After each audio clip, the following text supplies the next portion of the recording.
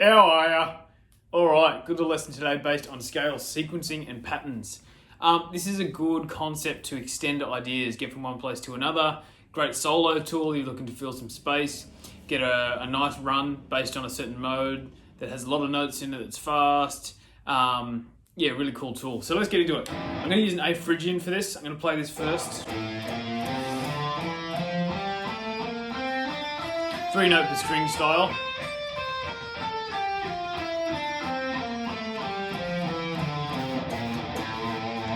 Now, an A Phrygian, if you think of an A minor having a flat 3, 6, and 7, which means in the key of A minor, it just has the notes A, B, C, D, E, F, G, A.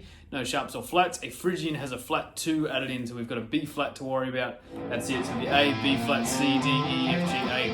What we'll do is we'll just keep all these sequences in the same modal position and mode type, just for the purpose of the video, so you can see the differences nice and clearly. Alright, let's get into it. So one of the first ones that you'll see is a double, or I call it like a double up on the strings, right? So I'm going to play each string set twice. Ascending. Simple idea, yeah? Come back.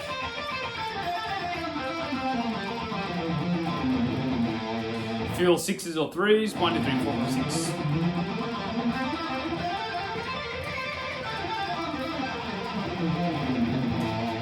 Yeah, classic way to spice that up. So that's the first one, right? Groups of 3s. 3-note per string scales work perfect for that. Now, if you were to adapt that, all these can have, variants however you will. A really common one that you'll see as well is doing the 2 sets and then restarting. Similar. Back. One more time, slowly.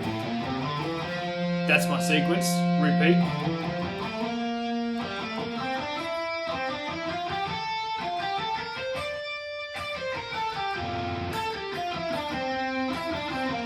So you end up playing each string twice. All together.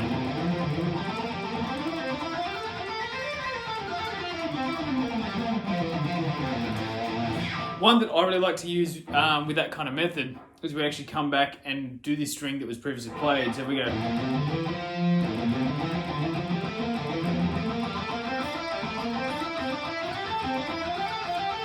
And again, like I said, it's just a variation. So let me run you through that one slowly. I'm sure that's been used many times. That's just one that I've used before personally.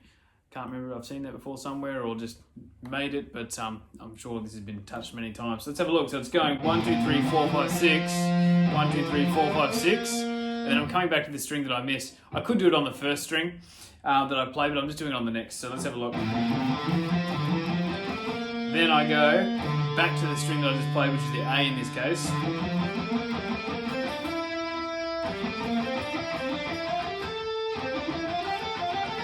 So it's extending it from, a 6-note pattern to now a 9, yes? I'm going 1, 2, 3, 4, 5, 6, 7, I'll do the whole thing. So 1, 2, 3,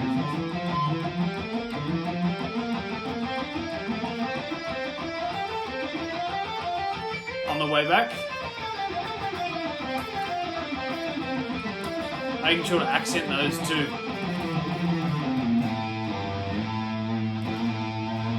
Another great little sequence there. Now, the last one I want to do based on that similar kind of up and back run is this one. It's a group of 6, 1, 2, 3, 4, 5, 6, and then another group of 6. So they both have different endings. One comes up and goes back, one keeps rolling through. So 1, 2, 3, 4, 5, 6, 1, 2, 3, 4, 5, 6, and that's it. Then I'd restart on that string that I just finished on. So I'll play the whole thing.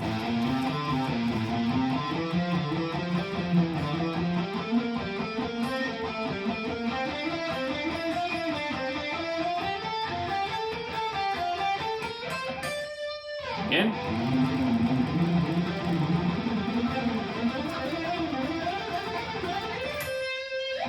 On the way back.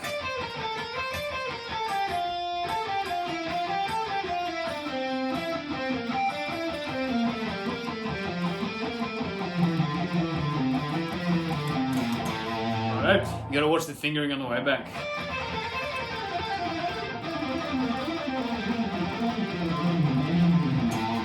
So when you're doing those ones descending on those 3-note per strings, I'm going to use my ring finger there so it doesn't mess me up. Same here, ring finger, and then revert it back to my original shapes. Okay, really nice little group of 6 there. I use that one all the time. I've used that in one of my band songs, Play Gorilla, and I've not been called as a scale run that does that through a harmonic minor.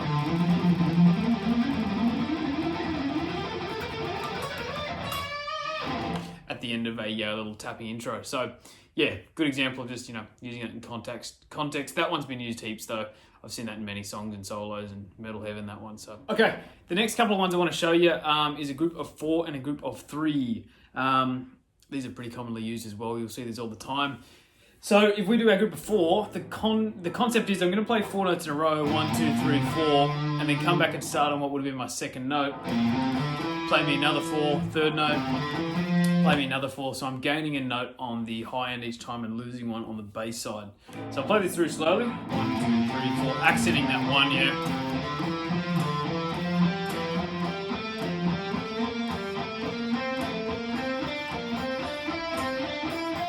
Careful with the fingering down the bottom. That ring finger will have to get involved. On the way back, same thing. 1, 2, 3, 4.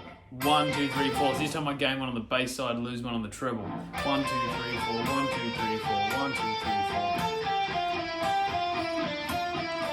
4. Getting careful with that fingering on the bass.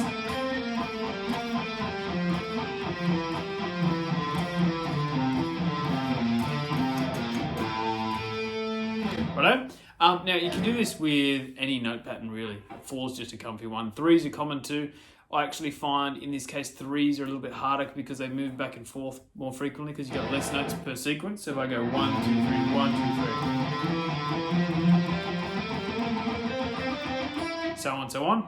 On the way back.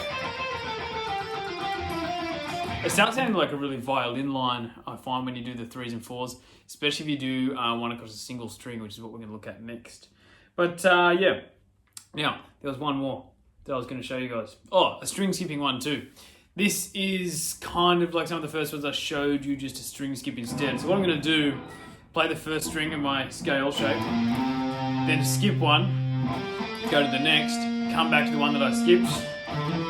Now you can see the sequence.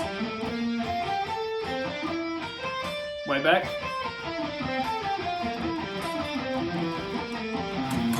Righto, that was messy. Better. But good thing about this is it really works with dexterity because you're using different parts of the shape. It's not so linear. So one more time slowly.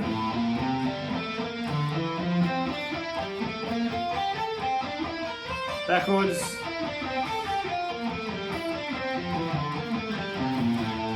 Great little tool, that one. It's good exercise too.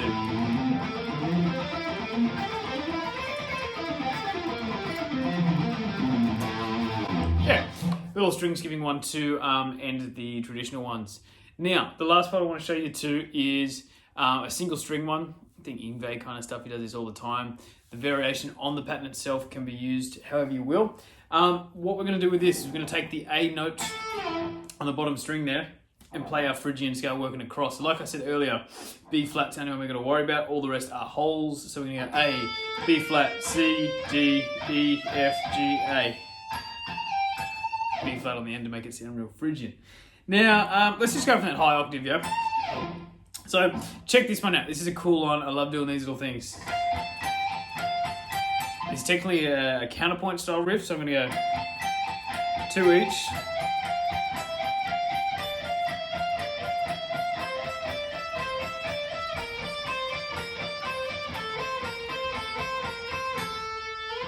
Righto? Where do I start there?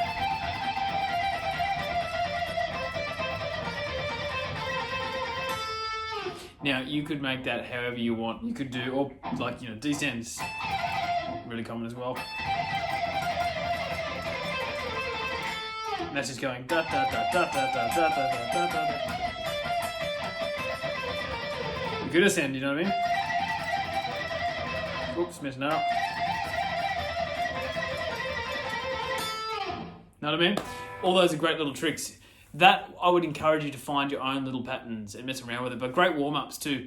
You can see when the fingers are cold, it's really testing on just getting those repeats off and on, in that seesaw method. So yeah, I hope these sequences help. It's just to spice up some scale ideas, you know, just stop sounding like a regular scale. You'll hear these kind of runs too. If you're new to this idea too and you hear them in songs, you go, oh yeah. As soon as you play some and you hear it, you go, yeah, I know what they're doing. It's just, it sounds crazy at first, but it's just a scale shape that's got some kind of sequence to it. They're very linear shapes, linear sequences, all of those. You can really break the mold and do some like non-linear sequences where you're hitting a whole bunch of random notes and transition that through the modes, but that's definitely for another lesson. So yeah, thanks guys. Give us a like, comment, subscribe. It all helps. Put down in the comments too if you have a favorite sequence or a favorite song that uses one of these, and I'll check it out if I don't know it already. And of course, anything else you want to know, chuck it down the bottom and we'll go from there.